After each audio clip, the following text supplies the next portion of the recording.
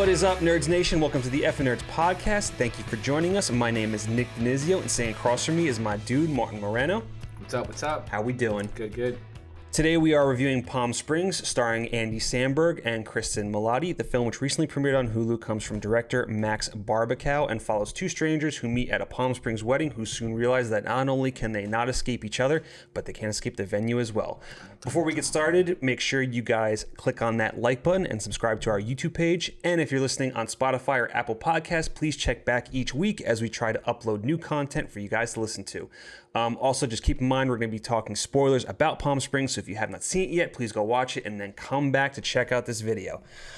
All right, Martin, so we watched Palm Springs, which premiered on Hulu. I have no idea what you thought about it, so I'm really curious to see how you feel about it. So let's jump in. Before we get started. All right, just cut me off. Before we get started.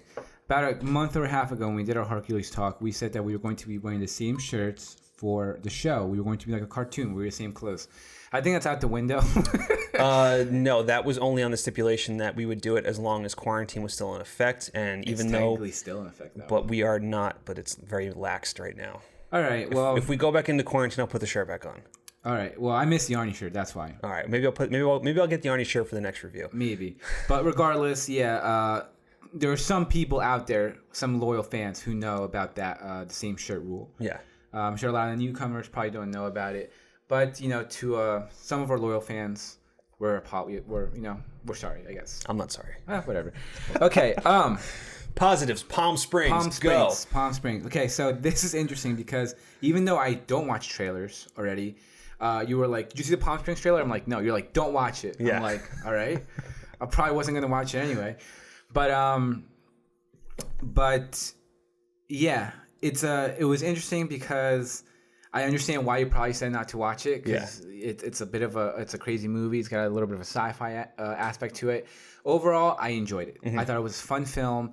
I thought Andy Samberg was great. I thought Cristin Milioti was also great. She was a lot of fun.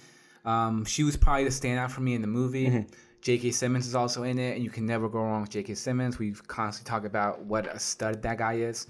And I did have some issues with the film, which are probably more in regards to, I believe it's Max Barbakow's first film. Mm-hmm. Yeah, so I think just some of the directing rookie mistakes were a little evident in this movie. That is if it is the first film. If it's not, I apologize. But yeah, overall, enjoyed the film. Some good laughs, some really fun moments.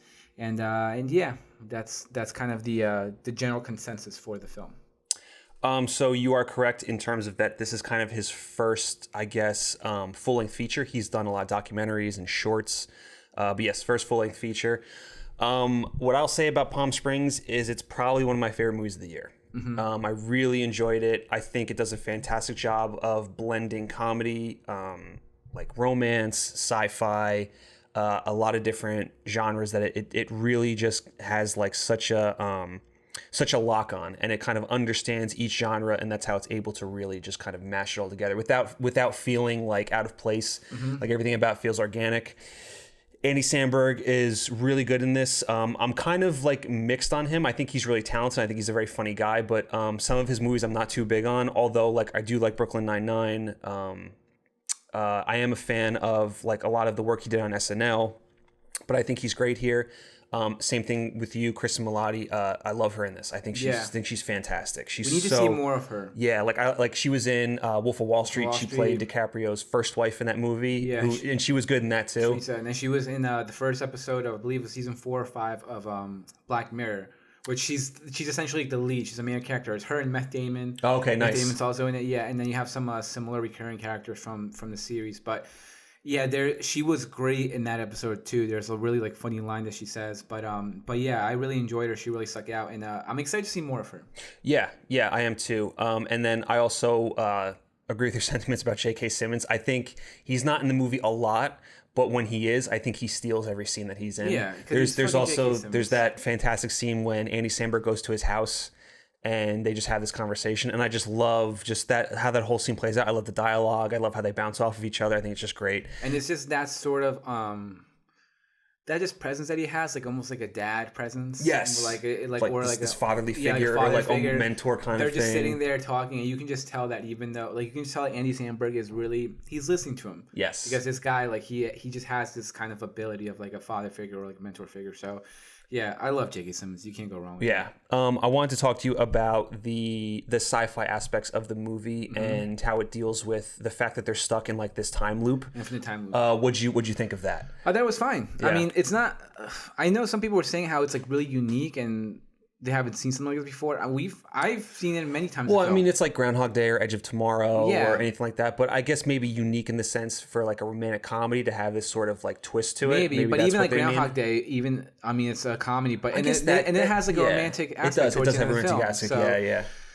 especially since he's kind of learning from every single day. He learns and he's like, and he embraces it. So yeah, it's something. I mean, look, personally, I've seen this before. But yeah, it works here. It's very simple. They don't get too over the top. It's like very simple. Like they don't try to explain it. Yeah, it's just like this phenomenon that comes out of like this cave. Phenomenon in the earth that happens. For all we know, it happens maybe once every X amount of years or whatever. And then people just coincidentally just get sucked into it or get trapped into it. You know, some stuff streams cross all the time. So yeah, I thought it was fine. And it's fun to kind of dive into that aspect and have fun with it. So, yeah, and that's kind of where a lot of the comedy comes from too, especially when Cristin Miliotti's character kind of gets sucked into it, and then like how these two kind of basically just like get. Well, first of all, like when you meet Andy Samberg, you don't know how long he's been stuck in this time loop, but you think it's for a really long time. Yeah, because he's just at the point now where he's given up. So when it's her first time being in this, he's basically like, he knows exactly how she's reacting and how she feels and how it's all going to play out, to the point where that's one of the things I love too, is how he's telling her like, you're going to feel like this and then this is going to happen. And it's like, no, you can't do this because of this. Like, and just get like, over it. Just get over it. Accept it. Yeah. It is what it is. Yeah. So that's where a lot of the real comedy comes from. That's one of the things that I loved about it. And then they also and because of it, the movie would collapse if they didn't have the chemistry that they do. I really like they have really great chemistry, I feel like. And that's why I think it's like one of the better romantic comedies to come along in a really long time, because a lot of it hinges on them connecting and you buying into it. And I think that's what that movie does. Yeah, I agree. Yeah. With all that said, what were some of the negatives you had from the movie? This is what we talk about in terms of I know we always kind of reference this, but the Directors Roundtable, the one with Joe Wright and Patty and Guillermo del Toro, like Joe Wright talks about how like film is very similar to music in terms of like its rhythm. Yes. Because you always kind of have like a rhythm in film, and when you're a director, you're more like a composer, and you kind of just have this flow to a movie. And I think the first kind of 40-45 minutes of the movie, it starts off pretty much like, okay, some stuff is clearly going on. At first I wasn't sure. I'm like, is he a ghost? Like, what's going on? Like, his character clearly just felt a little out of place, and then you kind of figure out why, because he's just lived it for so long. Especially when they have like the really fun dance moment when he's like kind of copying everyone's moves. Right. You're like, what is going on? Like, and then the big scene with when J.K. Simmons first comes in. Yeah. You're like, what the like? Right. You're like, what is happening? But then you obviously get a little sense of it. But I just think there were moments, just not many. I think when she first kind of wakes up, like when we find out what's kind of going on, he's in the pool and she kind of comes out and she's like, what the fuck did you do to me? That moment, and then from there to the very end, after they embrace it and they're having fun, like after they have like sex that montage of everything. Yeah. Like those like maybe 20-25 minutes to me just felt a little, there were moments that felt very sudden, moments that felt erratic, and I just think that could have maybe been done a little differently, kind of reworked, because I think the rhythm of the film, it starts really well, and I think in that moment you kind of just hit it like jams, and then from then on, from after they kind of have sex in the tent and we find out her sort of her guilt because she's sleeping with her sister's soon to be husband. Yeah, and then she kind of gets so annoying, like girls do, and starts like we just lost all of our female viewership. She starts getting like insecure in her head, and she starts acting up, and and he's like, hey, I really like you, why are you being such a bitch? But yeah, then from there on, it kind of the flow kind of picks back up. But I just think that moment there, the movie's 90 minutes. Yeah. Which is fine. Like we were talking about comedy, sometimes you don't have to go over 2 hours. But for me, I wish there was. I think that I would have liked to see like maybe an extra 10 minutes in that small portion, whether it was more of them like embracing it and having fun, because that moment's very quick when they finally embrace it. Right. When she kind of we assume she confessed to her sister, and then nothing happens. So then she comes in that morning. She's like, "Hey, guess what? It didn't work. Let's get the fuck out of here." Yeah. And then they kind of go, and then you have like the little montage reel, which is like anywhere between like 5 to 10 minutes. And I just wish you kind of would have gotten more of that, because that to me was like the really fun part of it. Just them embracing it, having fun, really kind of enjoying each other's company in what could be very lonely or be very trapped. Right. So just that little 20 minutes portion in between, from when like the first reset to like after they kind of sleep together, I guess, I think that moment took me a little bit out, because I just felt like we were kind of going all over the place, and then like they accept it, they quickly are having fun, and then quickly goes back downhill because it's so almost like so sudden. Yes. So I just think that the rhythm, like I said, the rhythm of the film, like the rhythm there kind of gets a little jammed for me, but other than that, I thought it was fine, because then it really just plays out very nicely. Yeah, I would definitely agree with you a little bit on that too, in terms of like its structure at certain points, because there are a lot of moments in the film where like you watch like when her character like kind of leaves him and he's just by himself for like a good chunk, and you're like wondering what happened, and then the movie reverts back to what she was doing that entire time, and it does that a couple times. Like it plays out, and you're wondering how certain things happen, and then it cuts back to reveal like what this character was doing or what the character had done. So in that sense, that can most of the time it works, but there are a couple times where it feels a little like wonky, and like you said, like it throws off the rhythm of the movie. I think the first time when he's there and she comes out, she's like, "Hey, what the fuck did you do to me?" And like she jumps in the pool, and then it reverts. Right, then it reverts that back. moment to me was like a little, like you said, was a little wonky. Yes, and could have been cleaned up. But yeah, there was certain stuff like that where just like, again, just the rhythm of Phil were just kind of like, the rhythm was just a little bit like interrupted, and then like it just takes you out of it, because you're kind of like cruising, you're flowing, and then something happens where you're just like, wait, what? And then you, but then it kind of finds its footing towards the end, and ends like on a good note. Yeah. And then this is not a negative. I think we're kind of good on our negatives for the movie, but I do like the fact that it's set in like the desert, because this feels like it's basically like they're stuck in purgatory almost. Yeah. And like, which they make a reference to it. Like they do make a reference to it. Purgatory, it can be a glitch in the simulation we're in. Right. Which, you know, all those like conspiracy theories were like, oh shit. Yeah. But I do like that, because it just gives that, you know, like the desert itself is very just vast and open and kind of empty. And that's kind of how, like, I think Andy Samberg feels. He just has like this emptiness of life and everything, and even her to an extent, of how just bullshit like a lot of life is. So I like how the setting kind of reflects like how the characters feel about the situation that they're in and just about their lives in general. Yeah, so that was pretty cool. And I would also agree on Andy Samberg too, like, because you were saying, I think for the most part he's almost like a bit of like a caricature actor. He's just like, he does these crazy roles, a little over the top, very silly. But in this one, yeah, he was fine. Well, he I think he also like he's given the ability to show a little bit more range, some emotional depth to his character, which I thought he was able to really hit on. And I really enjoyed him in this. Yeah, I would like to see him more if it was like more of just like a, because even in the beginning when he's just kind of like exhausted. Yeah, he's kind of doing the same thing over and over again. So it's more like just him being like tired and lazy and whatever. I would like to see maybe a little bit more, because when you do get those romantic moments, like they work. Yes. So yeah, he did a great job, and he's also someone I'm looking forward to kind of step out of that bubble that he's kind of put himself in over the past couple of years. I got one more question for you too. What'd you make of the dinosaurs? I don't understand. Look, I love dinosaurs. In case you didn't know, I love dinosaurs.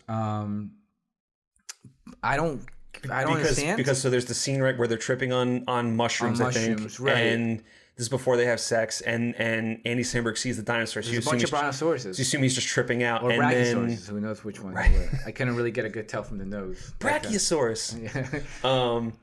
So he goes, do you see that too? And she sees it as well. So it's like, all right, there's something else going on here. And that's kind of it until the very end, when you get that pan wide shot and you see them walking again. Unless something happened where like where that portal is not just like obviously it's like some sort of time manipulation portal. Maybe you can also jump time and space. Right. Maybe the dinosaurs were just So you think they're legit, like they're actually there? Yeah, I think so because of the thing we get at the end. I think it's just something fun. Yeah. It's like, here you go, have fun. Like us clowns it's kind of us speculate. Can interpret it however you want. But I interpret it as a sort of whatever that void was like the sort of rift or whatever where you can manipulate time. In some cases, it'll make you loop back and forth. In other cases, it's literally a void that can jump time and space. And when you think about it, we're seeing like that whole movie is the exact same day. Right. So the fact that we see them on that particular day and then we see them on the following day means they're there. Right. So they're essentially still there. Right, they're still there. Yeah. So just these three dinosaurs just walking hanging around. out. Yeah. So I'm sure I think they're real. And I don't think I think it's just something fun. Just that they probably just threw in there like, hey, why don't we have some fucking dinosaurs? Right. Why not? Yeah. Let's do it. Just to kind of throw people off and question like what's going on. Yeah, and it's like it was fun. I like. Yeah, I mean, I kind of like I would assume that they're there too. I wish I also assume it has some sort of metaphor and meaning to maybe the characters or something like that. But I don't have a clue as to what that might be. Like I would love to. I'm sure the director's going to get asked like, "Hey, what's with the dinosaurs?" And he'll give an illegit answer, or he'll be like, "I don't know. It's up for your interpretation." Yeah, and if it is, whatever. I enjoyed it though. Yeah, I enjoyed it. So with that said, how do you score Palm Springs? I would score. I want to watch it again because even just now I was trying to. I wanted to put it on, but I didn't get a chance to. Real quick before we did this, but I want to see how the sort because whenever you watch a movie for the first time, you're kind of taking it all in, you're breaking it down, you're kind of analyzing it, watching it, enjoying it. So I kind of want to see how the sort of rhythm works the second time around because sometimes it just flows better because you already know what to expect, you already know how everything is. But I enjoyed the dialogue. I thought the acting was great. Some really good moments. I thought secondary characters did a pretty good job. Like Tyler Hoechlin, I'm a big fan of. Yep. The chick from Riverdale, I don't know what her name is. And then just some fun, heartwarming moments. Overall good film. I would give it a solid 8.10. Like just 8. Oh, just an 8. Just 8. So you're going the rookie score, giving it an 8. Going rookie score, just an 8. Just an. I don't want to say 7.9. I don't want to say 8.1. I want to just say an 8. And yeah, it's probably. I mean, we haven't seen that many movies. Right. I'm kind of leaning towards Vast of Night so far being my favorite movie of the year. Just the more I watch it, the more I talk about it, the more I think about it. But this one definitely falling in like my top 5 for sure. Yeah, I definitely agree. Like I said, this is one of my favorite movies of the year. I think it does a fantastic job of genre bending and blending all those elements together. The cast is great. It's funny. Did Max Barbakow write it as well? No, he didn't. Who wrote it? Do you know?